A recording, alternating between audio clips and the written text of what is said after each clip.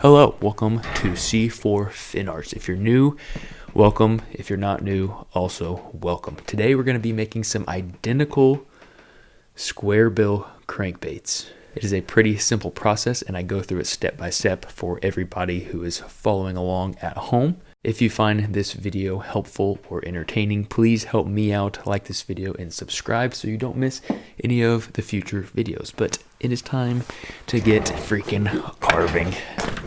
All right, to get started, we've got our handy dandy book of lures here. First step is going to be to transfer our pattern onto a piece of wood. Now I've got just a scrap hunk of pine, and that's what we're going to be making our square bills out of today.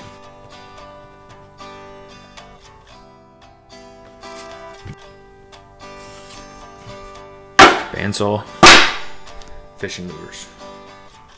Cut them out.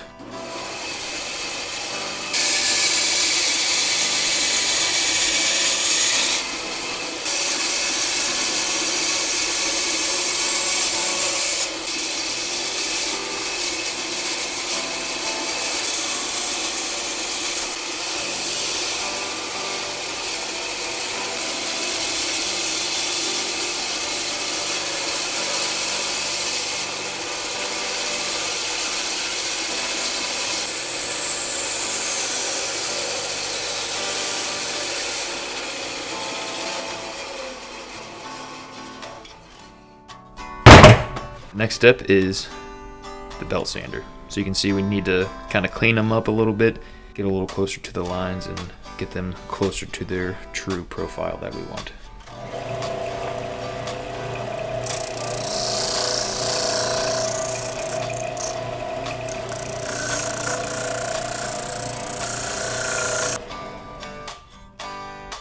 If you noticed, I was trying to keep all the cutoffs in larger pieces.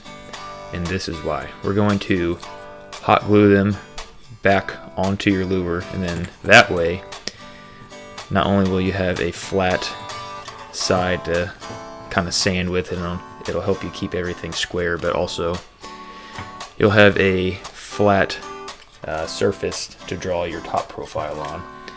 So you can see my top profile. It is the length of the lure looking down on it, but it is not the length of the lure if you follow the curve of it. Also a tip, don't let your hot glue get too hot because it will bond a little bit too well with the wood sometimes, and I've had it kind of rip chunks out. You don't really need to press it on super hard. It just needs to be enough to kind of give you a surface to work on.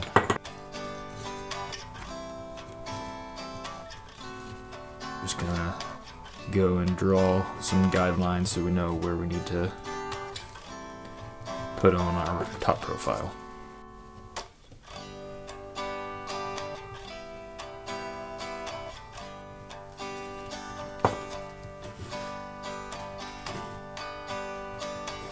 Both top profiles are drawn on. Time to go back to the belt sander.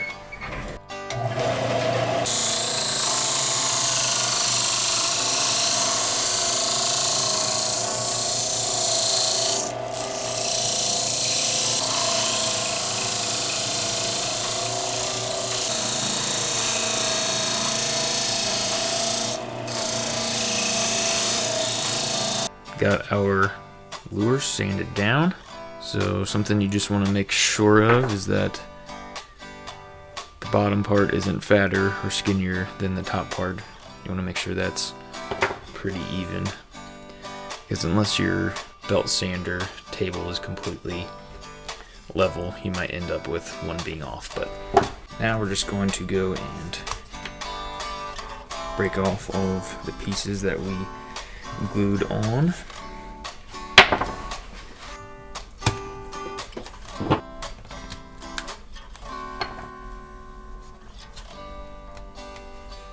So we got some hot glue still stuck on, so we're going to go ahead and get all of that removed off of both our lures.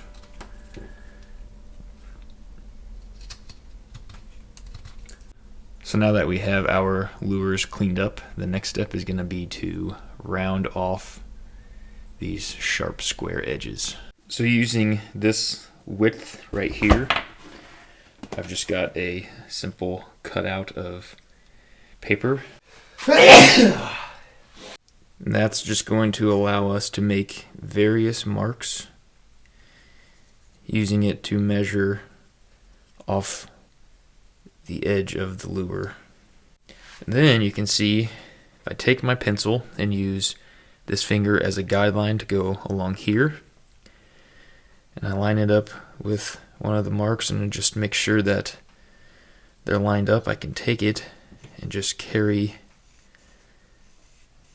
that line out throughout the whole lure. And we're going to go and do that on each edge.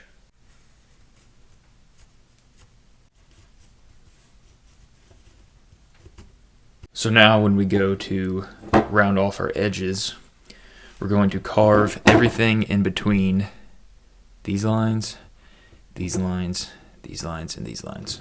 And then they should all have relatively the same bevel around the whole lure. Usually helps to have sharp blades.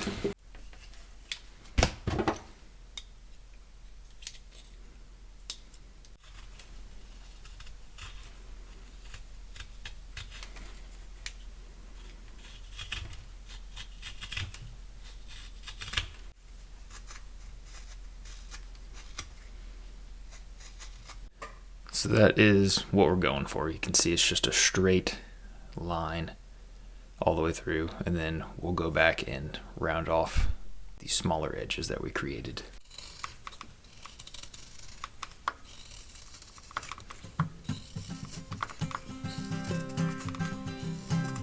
Boom! Got that finished. So you can see we have a nice start to a bevel going all the way around the lure. So we'll get this guy finished up and then we will do the final rounding over. Alright, so now that we got our bevel on both of our crankbaits, we're going to go and start just rounding off all of these little smaller edges that we created.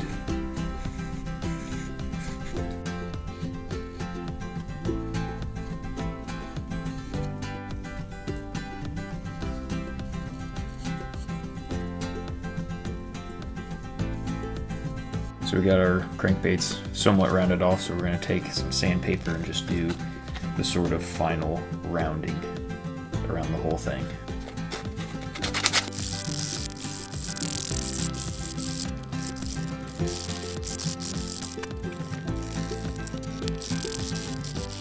So now we are left with two very roughly sanded and rounded square bill crankbait blanks. Before we form the wire, we're going to cut a slit down the whole bottom of the lures, trying to keep it as much in the middle as possible.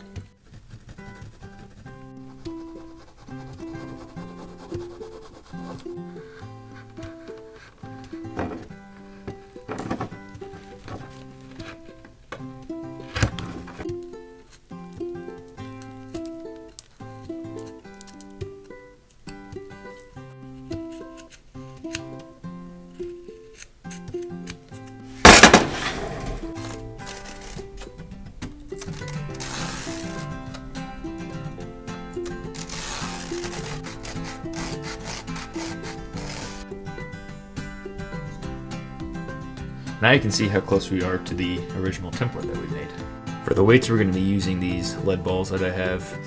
So I was looking at these square bill blanks that I have, and typically I weight my crankbaits a little bit further back, but I think this time we're actually going to try and push that weight up forward a little bit, and then maybe move this one closer to the bill.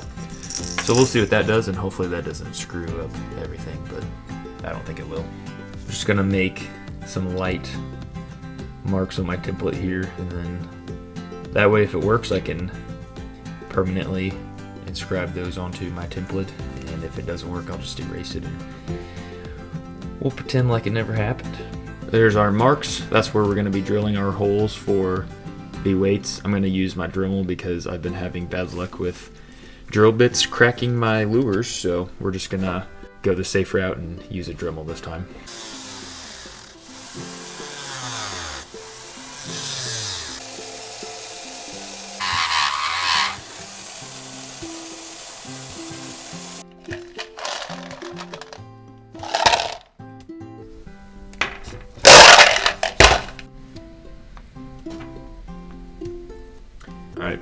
here's our wire. So we got these round, I think they're called jewelers pliers or something like that. Jewelry pliers maybe, I don't know. They're pretty and purple. That's all that actually matters. So we're gonna take it, put it about right there, and then just start the bend of our eye. So you can see what we're going for there. And you take the long end, bend that so it's straight down like that. And you can take your tag end, sure you get that nice round eye forming, and then you start to bend that back towards the longer end. Then you can see we're left with a screw eye. Not a screw eye, but a lure eye, I guess. So essentially what we're going to do is one eye is going to come out here, the wire is going to go through here, and then bend, and then the other eye is going to go right there. And that'll be for the hook. We know we want it about there. You can see that we need to bend it right about where this tag end is. So we'll just bend that about at a 90 degrees.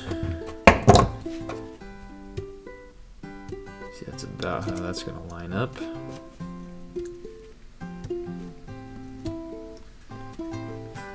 Coming out there pretty good. So then we can kind of tighten this part up a little bit more. And then we can kind of figure out where we want the bend to come back out, so we can gauge that just with the thickness of our pliers. We'll just pull that out and then just bend that straight back towards itself. Just kind of tighten that up. And this I usually just leave as a bend. You can make it an actual rounded eye like that, but it's kind of tougher. So then we'll just take tag end and bend it like that. You just have to make sure that your weights and everything will still fit in without impinging where the wire goes, but I think that's pretty good. So we'll go in, work on our back hook anchor. So if we take this and put it in, you can see that this back part the back wire goes back to there, so we'll probably have this hook hanger go about, we'll say there. And this part's important. Don't just snip off the end, because then it's just one straight piece of wire and that'll pull out really easily. So what I'll do is create a little bend in the back here just to give your epoxy a little more to hold on to. As you can see, we kind of have a good bit of wire there for the epoxy to grab onto. And that is the wiring complete. So I'm going to go ahead and finish the wire for our other bait, and then we'll get on to working on the bill. Alright, this is what we're going for. You can see we're going to cut out this little slot, and that's going to be so that it can fit around the wire right there without having to push back on it. We make it out of, I got this from Lowe's, it's a polycarbonate sheet. I don't know if that's the same thing as plexiglass or not, but so obviously you can draw it on, but I like to use stickers, and that is mainly just because the stickers don't wipe off like Sharpie does. And also I think it's easier to make sure that I'm gonna have a symmetric lip. Use whatever tools you have, but if you have the option for doing them like this, I definitely recommend it. I just drew them on Procreate on my iPad. So we're gonna go and use our knife and just kind of score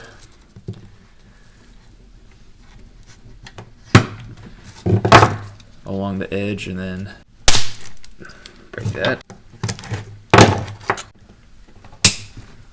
Break that. If you wanted, you could probably, I mean, it usually leaves a pretty clean break, you could probably score right on the line and it would probably work pretty well, but I use my belt sander just because I'm going to have to use it anyways to get these rounded parts, so that's what we're going to move on to.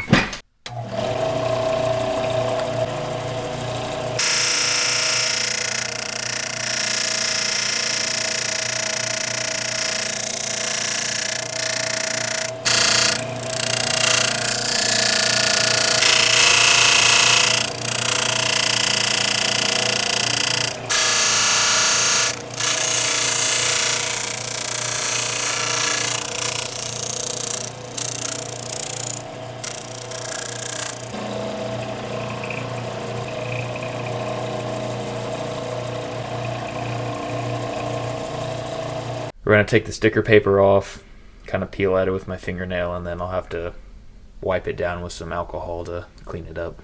There is our nice, clean diving bill. So you can see I got the line drawn on, and that is the slot we're going to cut out. Quickest way I found to do it is just a Dremel. That.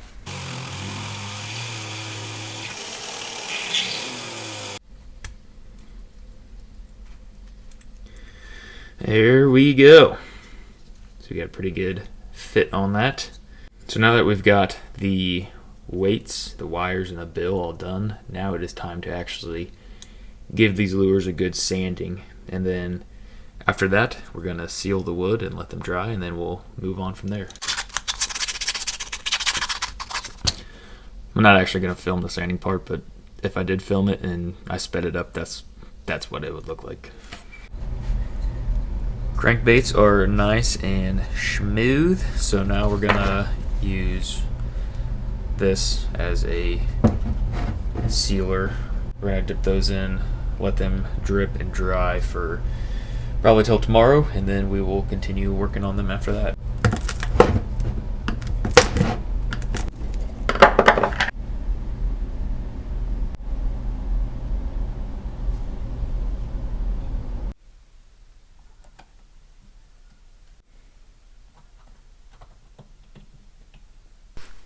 We got our baits nice and dry, so now it is time to start sanding. You can see the sealer kind of causes the wood to kind of raise up and cause like these burrs. And just a high grit sandpaper will knock those off and you'll have a extra smooth bait. Alright, my microphone crapped out on me, so I'm going to narrate this part. So I'm drawing a line on the bill, and then that is going to mark kind of where the wood comes in contact. It's hard to see the line, but I then make some cross hatches, scoring it with my knife up to that line because that is the part that's going to be covered by the lure. Then we use our 2-part epoxy, mix it on some duct tape, use a wire, kind of fill in your crevices, put a bunch on the wire that you formed, and then put that into your bait. Make sure you have the back one pushed all the way down so it's below where the wood is. Spread some epoxy on the lip of the bait, get that fitted in.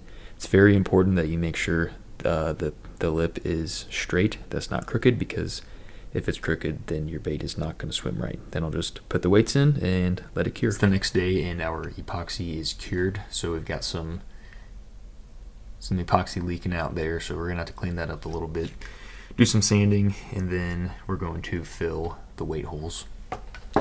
Also, that's part about having the duct tape for the epoxy. It cleans your table. How awesome is that?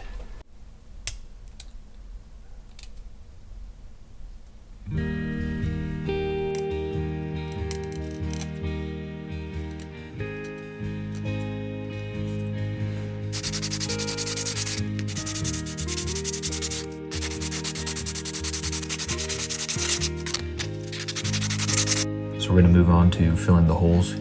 So we're going to use the Suspicious White Powder and Super Glue Trick.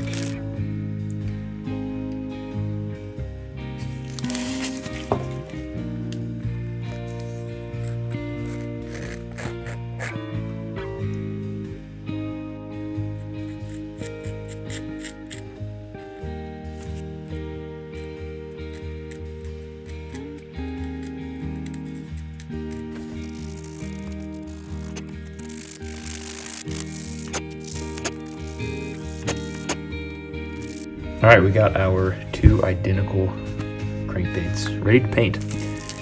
So I think I'm going to paint them the old classic Fire Tiger paint scheme. Our first step is going to be to use some tape. We're going to tape off the bills, and then we're going to make a stencil for these little black markings.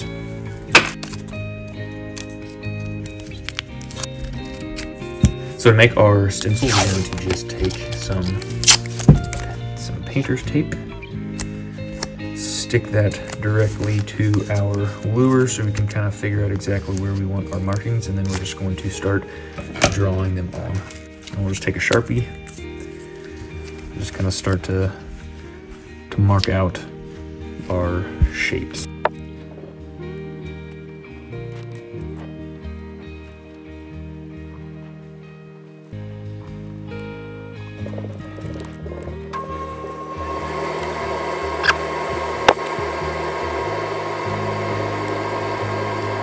There's the general shapes we're going to go for. So we'll take another piece just to have as a backing. So then we're just going to take our X-Acto knife and cut out all of our shapes.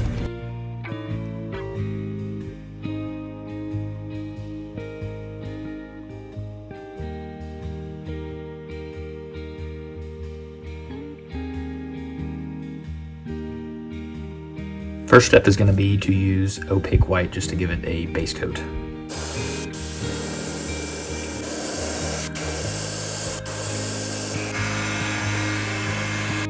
Alright, we got our base coat on. Something you want to be aware of is usually the bottom takes a little more white paint just because it has that contrast in colors of where you had to fill everything in. So our next step is going to be yellow.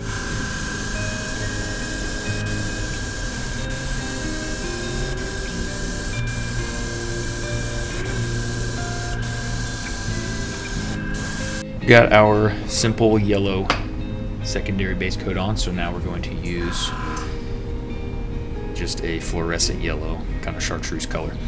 Sounds kind of dumb putting the yellow on first and then just using a brighter yellow, but this is a transparent color, and if you just throw this over top of white, it's going to be a little bit too bright of a yellow.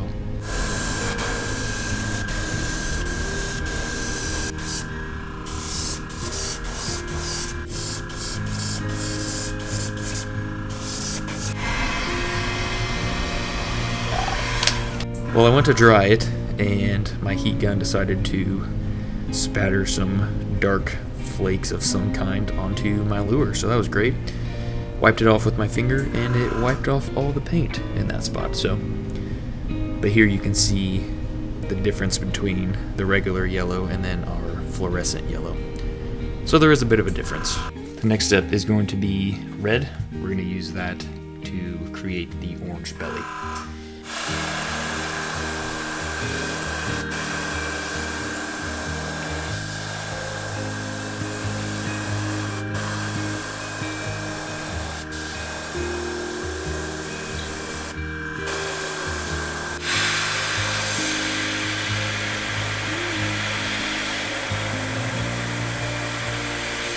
I think that is pretty good. Next color is green. We're going to shoot that just along the top, kind of fade it out into the sides a little bit, and then here in the front in the face area.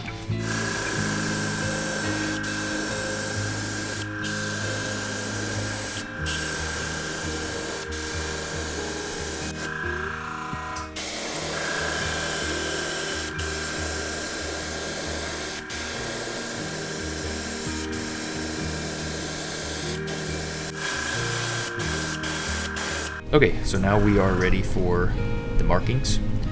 So just make sure that you don't spray your paint on too quickly, or else it'll kind of blot out the sides. I know I want this to be towards the back, so I'll find my hook eye and then just move it up from that, and then that will kind of help me somewhat keep both of the sides similarly lined up. Then we will darken up the back, darken up kind of the front and around the eye area, and that should be it.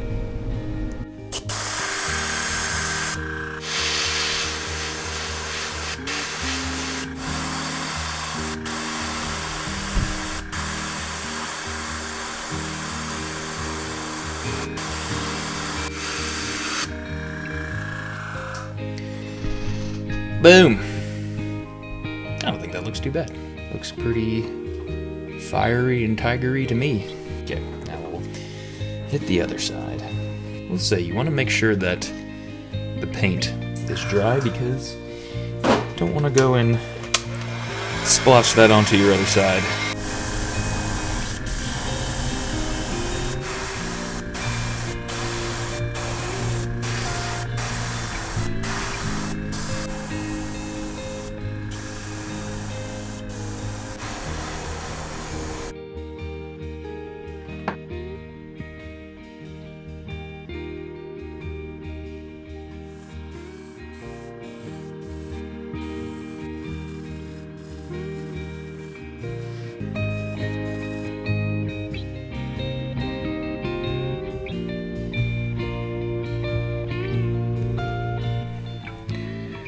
Looky there.